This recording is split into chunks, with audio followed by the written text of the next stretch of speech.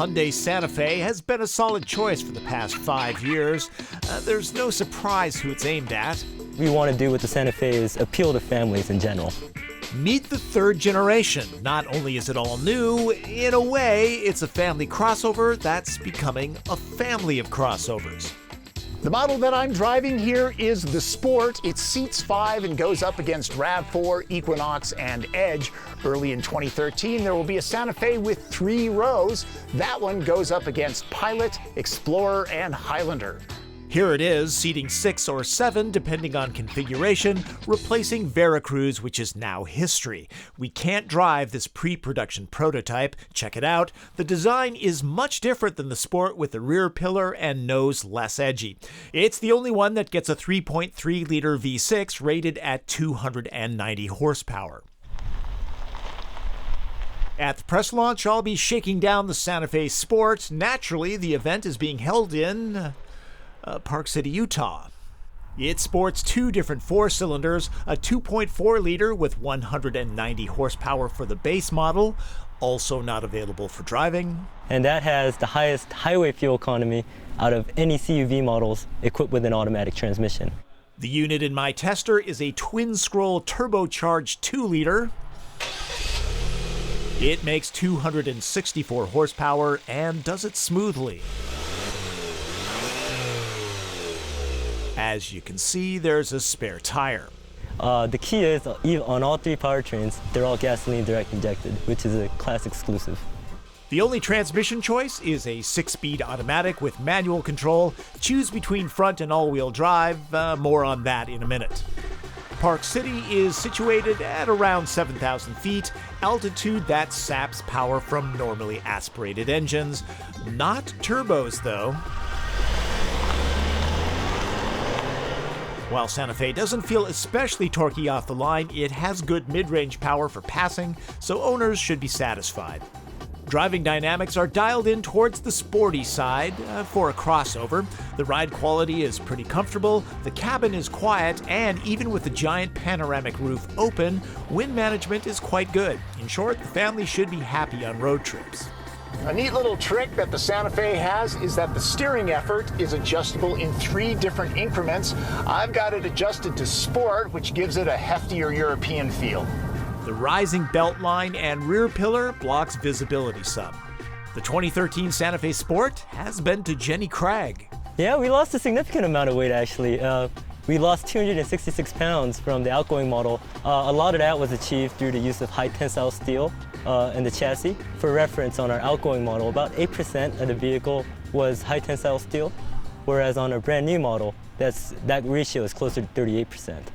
The body structure has become 16% more rigid. It all adds up to a Euro feel, added safety, and better fuel economy. The EPA rates the 2-liter turbo at 21 city, 28 highway with all-wheel drive. Driving it hard and at altitude, I came nowhere near that.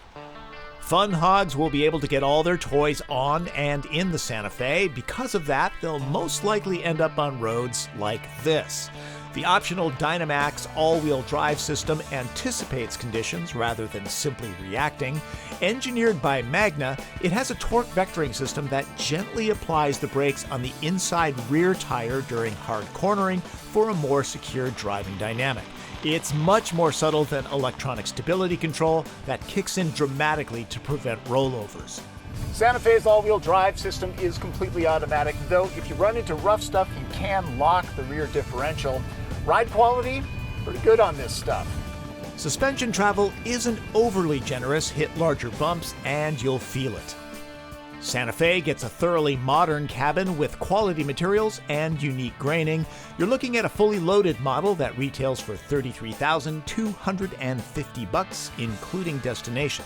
It gets iPod integration, Bluetooth, and an 8-inch touchscreen with a clear interface that offers easy access to navigation and a handy view to people checking out your new car.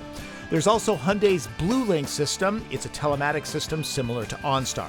Heated steering wheels are a little slice of heaven on frigid days. You will not want for storage. It's everywhere throughout the interior. The big glass roof keeps even the black interior bright and airy. Seats are comfortable and heated. There are unexpected touches and Even the warning chimes are pleasant. This may not seem like very much legroom. It's adjustable, the seats recline, the outboard position's pretty comfortable. Loads of footroom and pockets for stuff. These are always nice to have, and the loaded version I'm driving gets heated seats in the back. Kids can charge electronics back here. The raised center position is hard and less comfortable. Better to use the armrest and extra cup holders. Looking for a power liftgate? Sorry, not available. Since I'm in Utah, there's no TP test. The cargo area is slightly larger than Equinox, Edge, and Murano, a smidge smaller than RAV4. For flexibility, the seats get an extra split. Nice touch. And that's not the only one. Sport has a couple places to stash stuff out of sight and keep small stuff organized. Let's talk design. Hyundai calls this version of the fluidic sculpture language Storm Edge, which, according to them, carries the strong and dynamic images created by nature during the formation of a storm. I think I'd just call it chunkier. It certainly is more bold than the softer, rounded second-generation Santa Fe. The lines of the Sport are strong and directional. Unique, too. It won't be confused with anything else on the road. About the only thing Santa Fe carries over is its name and this logo thingy on the badge. The door design keeps dirt off the sill so your pant legs stay clean. A base front-drive Sport starts at $25,275. The turbo model adds about $3,200 to the tab. Considering all-wheel drive, that's an extra $1,700. Ultimately, it's a very fair price for a family vehicle that provides impressive features, comfort, room, and original design. If you're shopping for a mid-size family crossover, it's wise to consider Santa Fe for your shopping list, no matter what city you live in. Hyundai says the two Santa Fe's will appeal to different kinds of families. For the Santa Fe Sport, which is a short wheelbase model, we envision new families along with maybe post families. For the long wheelbase, given the third row seats, the extra versatility that offers, we envision young families to be more kind of the target buyers. So why are they 86ing the Veracruz? One of the main reasons why we did that was for marketing synergies. But as the vehicle aged, we found the marketing of Veracruz was a little difficult.